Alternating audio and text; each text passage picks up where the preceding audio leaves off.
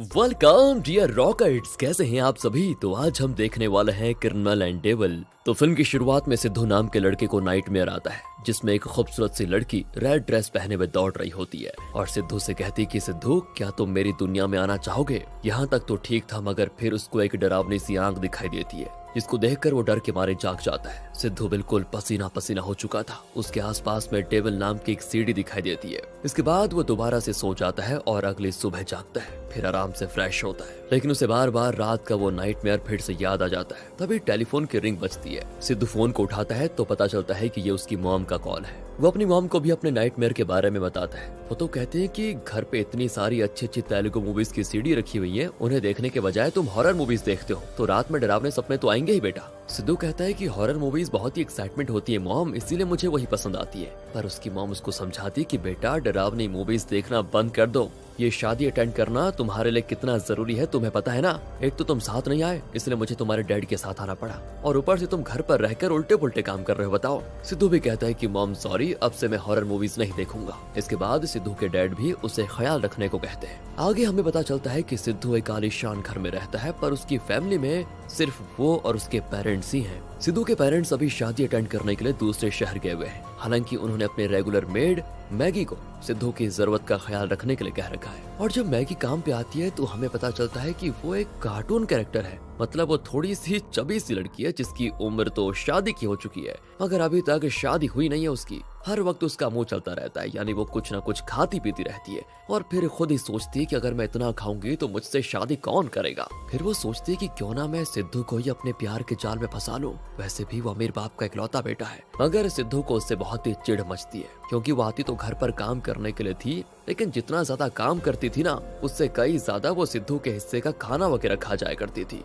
और खाने के बाद कहती थी कि खाना खराब हो गया था या उसमें मक्खी गिर गई थी, इसलिए उसको फेंक दिया गया। दूसरी ओर पुलिस इन्वेस्टिगेशन चल रही होती है। एक पार्क से एक लेडी गायब हो गई थी और बेंच पे लिखा हुआ था आई विल किल यू। तो दरअसल दोस्तों, अब तक 4 लेडीज मिसिंग हो चुकी हैं, और जब भी कोई लेडी मिसिंग होती है तो उसके पास रेड कलर से आई विल किल यू लिखा हुआ रहता है, यानी कि मैं तुम्हें मार डालूंगा। इसीलिए पुलिस वाले उस रेड कलर की फॉरेंसिक टेस्ट करवाते हैं, जिससे उन्हें पता चलता है कि आई विल किल यू खून वगैरह से नहीं, बल्कि रेड लिपस्टिक से लिखा हुआ है। पुलिस ऑफिसर महेश को पास से एक रेड लिपस्टिक भी मिलती है, यानी अगवा करने वाला कोई आदमी नहीं बल्कि औरत है। कुछ ही दूरी पर एक पेड़ होता है जिसमें चूड़ियां बंधी हुई है, और देखकर ऐसा लग रहा है जैसे वहाँ पर कोई ब्लैक मैजिक वगैरह किया गया है। इधर रात की बात है, जब सिद्धू अपने वॉशरूम में शोवर लेने के लिए जा रहा होता है, तो वॉशरूम के ग्लास पर एक हाथ का निशान खुद ब खुद बन जाता है। सिद्धू को ऐसा एहसास होता है जैसे उसके पीछे कोई है, मगर जब वो पलट कर देखता है तो वो हाथ का निशान वहाँ से गायब हो चुका था, साथ ही उसे कोई दिखाई भी नहीं देता। फिर वो कपड़े वगैरह जल्दी से पहनकर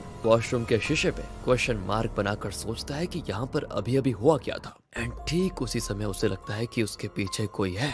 जैसे वो पलट कर देखता है तो वहाँ पर कोई नहीं होता। फिर जब वो आगे देखता है तो उसे शीशे पर क्वेश्चन मार्क के अलावा राइट या टिक मार्क का निशान भी दिखता है, जो कि उसने नहीं बनाया था। एंड वो अपनी आंखें मेल कर जब फिर से देखता है तो वो राइट मार्क गायब हो चुका था। सिद्धू की हालत खराब हो जाती है कि ये क्या हो रहा है। उसे बड़ा अजीब लगता है कि अभी अभी क्या हुआ, ये मुझे इल्यूजन्स आ रहे हैं क्या, या सच में इस रूम में कोई है जो मुझे परेशान कर रहा है। अगले दिन सिद्धू अपनी मेड मैगी के आने का बड़ी बेसब्री से इंतजार कर रहा होता है। वो जैसे ही आती है तो सिद्धू कहता है कि आज बेडरूम में चलो, और इससे पता है मैगी के दिल में लड्डू फूट जाते हैं कि ओहो, सिद्धू मुझे बेडरूम में लेकर जा रहा है। लगता है सिद्धू पे मेरे हुस्न का जादू छा गया है। मगर फिर सिद्धू उसको क्लियर करके कहता है कि मेरे बेडरूम की जाकर सफाई कर चुड़ैल, खाली नोटी नोटी बातें करती रहेगी या काम भी करेगी। मैगी अंदर बेडरूम में जाती है, सिद्धू बाहर उसका इंतजार करता है, ये सोचकर कि अगर मेरे रूम में कोई भूत प्रेत है तो वो पक्का मैगी को भी परेशान करेगा। मगर काफी देर तक इंतजार करने के बाद भी मैगी की कोई आवाज नहीं आती, तो सिद्धू को लगता है कि कहीं वो मोटी मर तो नहीं गई।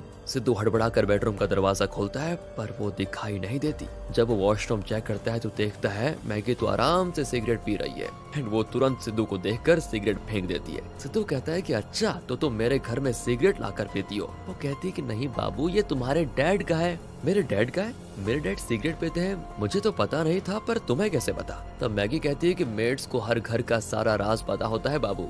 इसके बाद मैगी आके कहती है कि आज तुम्हारे पड़ोस में एक लड़की शिफ्ट होने वाली है, वो विदेश से आ रही है। मकान मालिक ने मुझे चाबी उसको देने को कहा था, पर आज मैं थोड़ी बिजी हूँ, तो क्या तुम उसको चाबी दे दोगे? वो भी कहता है कि हाँ ठीक है, मैं दे दूंगा। एंड दोस्तों, मैगी चाबी देने के बहाने से सिद्धू के हाथ को टच करके बड़ी खुश हो जाती है। तो मैगी के जाने के बाद सिद्धू कुछ देर तक टीवी देखता है और फिर बोर भी हो जाता है। तभी उसे अपने डैड के रूम से कुछ आवाज आती है।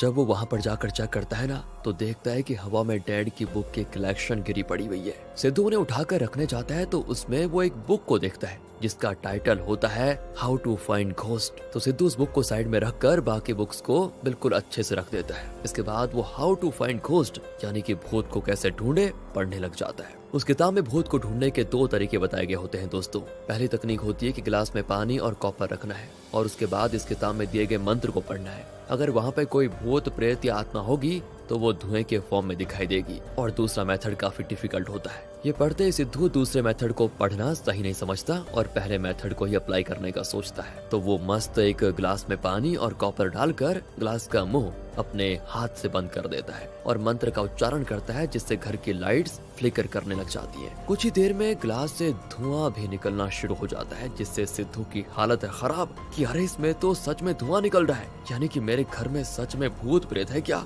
सिद्धू डरकर अपने फ्रेंड वेणु को घर पे बुला देता है और उसे सारी बात बताता है, जिससे वेणु तो चिढ़ जाता है और कहता है कि एक बात बता, तुमने बचपन में एक बार भूत की फिल्म देख ली थी और तुम्हें हफ्ते भर नींद नहीं आई थी, फिर तुम्हें क्या जरूरत थी अभी भूत वाली किताब को पढ़कर उसमें भूत को निकालने वाला एक्सपेरिमेंट करने का है। ऊपर से मेरी 1 महीने पहले ही शादी हुई है और मेरी नाइट शिफ्ट ड्यूटी है, वाइफ की ड्यूटी डे शिफ्ट की है। हमें साथ बिताने के लिए बस 1 ही घंटा मिलता है, उसमें से आधा घंटा तो तूने वेस्ट कर दिया भाई।